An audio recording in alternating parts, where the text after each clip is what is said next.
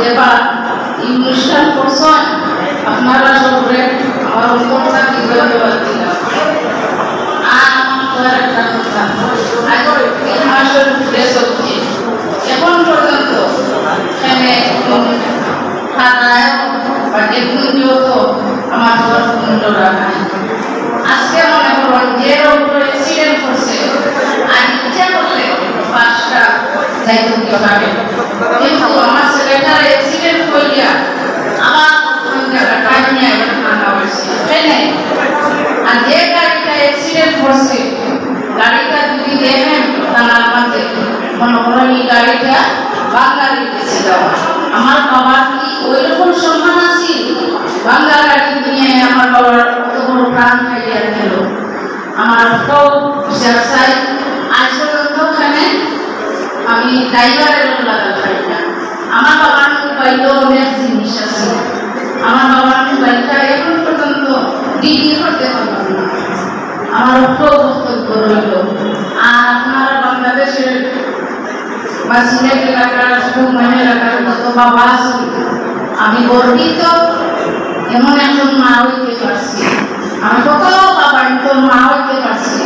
আমার অষ্টম সম্পদ, অষ্টম দম, অষ্টম আমার সফলতা, অষ্টার নিয়ে আমি বাঁচি। আমি খুব সম্পদ চাই। আমার অষ্টম কথা রইল আপনার কাছে। আর আমার বাবা যদি চলার কথা কোনো ভুলকে করেন আপনারা মাফ করে দিবা, দোয়া করবা। আর শুক্রবারে আপনারা শিখনি করতাম আপনারা আমার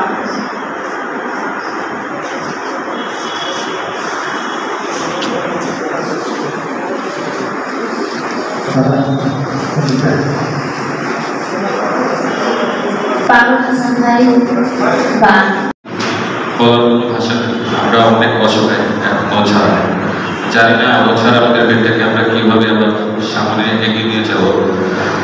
সবাই আমাদের জন্য দোয়া করবেন। আর আজকের এই আয়োজনে আমাদের সিলেক্টেড যন্ত্রশিল্পী, কণ্ঠশিল্পী সবার কাছে আমরা সবাইকে অসংখ্য অসংখ্য ধন্যবাদ। সবার কাছে আমরা কৃতজ্ঞ যে এভাবে আয়োজন করার জন্য।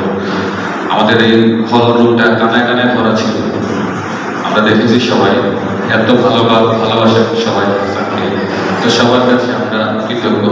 আর আমাদের খালাও এখানে আসছেন অসুস্থ শরীর নিয়ে, অনেকক্ষণ কষ্ট করছেন।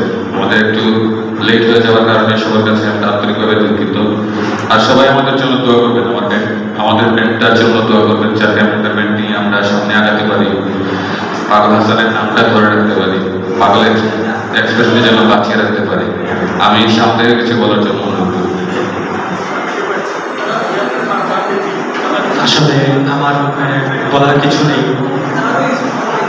এরকম মঞ্চে হাসানের সাথে অনেক বাজিয়েছি, আজকে যে তার জন্য সুখসভাতে আমার কথা বলতে হবে, মানে এটা জীবনে কোনোদিন কল্পনা করতে পারিনি, ভাবিও নাই হাসানের সুখসভাতে আমি হাসানকে সুখ জানাতে আসবো। আর হাসান ছিল একজন গীতিকার, সুরকার, শিল্পী, তার পাশাপাশি একজন ফিলোসফার ছিল। ওকে ফিলোসফার বলতাম সবসময়। ও মানুষের মন পড়তে পারত খুব বেশি, কার কি দুঃখ, কার কি প্রয়োজন ও অটোমেটিকলি বুঝতে পারত। হাসান কি ছিল আসলে, মানে যারা হাসানের সাথে ছিলেন অঙ্গাঙ্গিভাবে জড়িত আপনারা বলতে পারবেন। হাসান আমার আসলে কিছু বলার নেই। আর আজকে আমাদের যে আয়োজন যন্ত্রশিল্পী, কণ্ঠশিল্পীর পক্ষ থেকে সুখসভার আয়োজন করা হয়েছে, আমাদের এই অনুষ্ঠানে যারা আমাদেরকে সার্বিক সহযোগিতা করেছেন তাদের সবার প্রতি আমার অন্তঃস্থ থেকে কৃতজ্ঞতা রইল। আর বিশেষ করে আমাদের দাদা রঞ্জিত দা, উনি অনেক ব্যস্ততার মাঝে উনি সারাদিন ওনার এলাকায় ভোটের